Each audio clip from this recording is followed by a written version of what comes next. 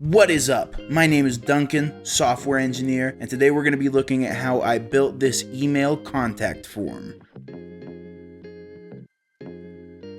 So this thing, it does some cool stuff. So I've got some animation here. You see we've got like a cool gradient background. It's got some grain on there. It's looking kind of slick. So here I can enter some information. This is a test. And I can click send message.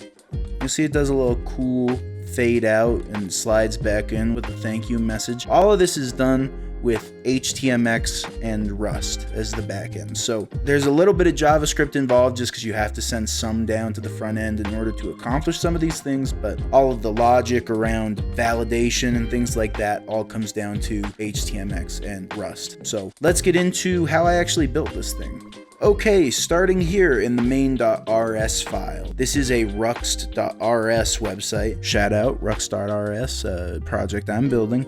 So basically it is a Actix web file with some file routing. Here you see we do some basic setup. I'm instantiating a Tera instance. Tera is a templating language. It's kind of based off of Jinja for Python. So basically just a way to render templates with some information in them. Then we instantiate a HTTP server. This app data is basically a way for me to pass my Tera instance to each of my routes, and we'll see a little bit more about that later. Then this service here, you see we're using Actix files. Actix files is a crate that allows you to serve your files from your file system as individual routes on your HTTP server, specifically your Actix HTTP server. So what I'm doing here is basically I am mounting the ./public folder. In our case, that's actually this folder right here, to the /public route on my HTTP server, which gives me access to, in this case, we're only using it for our CSS files, but I host images there and JavaScript files sometimes and things. So now down here, we bind to port 8080 and then we run, and then this is asynchronous, so we have to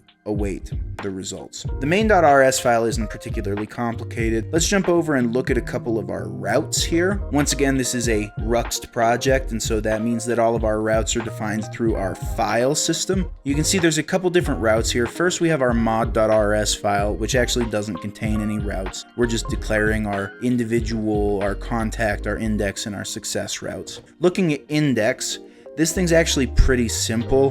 Literally all we're doing, like I said earlier, you see we're getting access to that Tera instance here. And here we create a new Tera context. This is what we use to actually insert data into our template. In this case, we don't have any additional data to insert, but it is required to render the template. Then here we've got this rendered variable, which is basically just the result of Tera rendering out the Index.html file. Now we also map the error here. Right now, this is one of my favorite ways to handle errors in Actix. Usually my goal when I'm writing a route in Actix is to contain all of my error logic inside of my models or outside of the route itself, and then to basically handle for those scenarios inside of the route. In this case, if there is a rendering error, then we can return the Actix web error internal server error. And so because the route that we wrote actually returns a result, I can just add the question mark syntax here, and that will automatically return the error for me. So not super important or relevant to this, but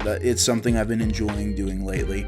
And then if we succeeded in rendering, which we should 100% of the time, this isn't a complex scenario, we return the body of rendered, which this is just our HTML at this point. So since we're looking at index, let's go and take a look in our templates folder to see what our index.html file actually looks like. Now you'll see here, this actually isn't particularly complicated. I'm hooking up a couple of style sheets. One is my own personal style sheet that Tailwind is generating, and then you've got the Google Fonts sheets here. You'll see here, again, this looks like a kind of standard Tailwind document, just classes all over the place. One little fun thing to point out is this style attribute that we have. You see here I'm adding an animation delay. If you remember to when we looked at our example, and I'll show it on the screen here, you see that we're doing a cool little staggered slide-in animation. I like doing this type of animation. I think it all kind of goes back to my video editor, motion graphics designer days. I did a lot of these kind of slide-in, slide-out animations, so I really enjoy programming them in. This is the way I like to accomplish it. In this case, I'm just applying a short animation delay to individual elements to get that staggered effect. Here we've got our heading in our subheading. Nothing crazy there. Here we do see our first example of Tera, and that is actually with the include tag. So what this is going to do is look for a HTML file in our Tera instance called contact.html. In that case, it's actually this file over here, and it will insert that HTML file into this spot in our DOM. That's how we're getting the contact form in there. So then down here, we've got our background. So I generally like to avoid having large images on my web pages. And if I'm gonna have a background that spans the entire backdrop, I'm either going to have to include a very large file to account for larger monitors where a lower quality file is gonna be noticeable, or I need to find another solution. So in this case, what I actually did, and I'm gonna pull up Adobe Illustrator to show you how I do this because I think it's kind of clever. I think you could also do this with Figma being free and Illustrator is not free. If I've got kind of an abstract gradient like this, what I tend to do is I will come in here to Illustrator. Let's say if I wanted to have a gradient that starts at the top left and kind of comes down about halfway and kind of swirls around, what I'll do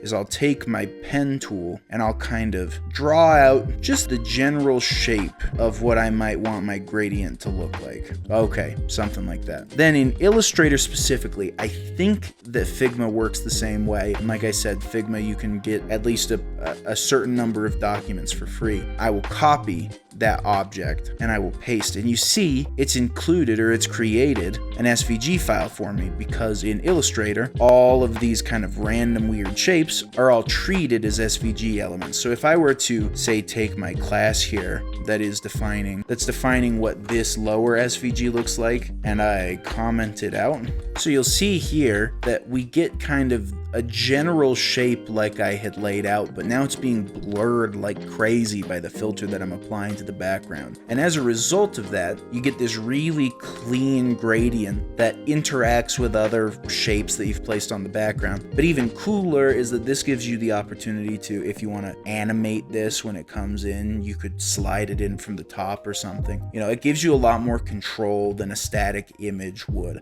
to produce the same effect. What up? This is Duncan from the future. This video turned out to be like way longer than I wanted it to be, so I'm actually going to split it into two separate parts. This first part, we're kind of reviewing general overview of the index page and some of the animation stuff, and then the next one we're going to be focusing more on the actual contact form itself. So if that is interesting to you, be sure to give a subscribe, hit that bell button. I don't do the YouTube thing very much yet. I gotta smash the like button and the notification bell and whatever the hell else there is to do. Follow me on Twitter, Duncan the Dev. I do kind of funny stuff over there sometimes. And yeah, I appreciate you. Click one of these videos that the thing recommend. Again, I'm not very good at this yet. I'm gonna stop recording. All right, bye.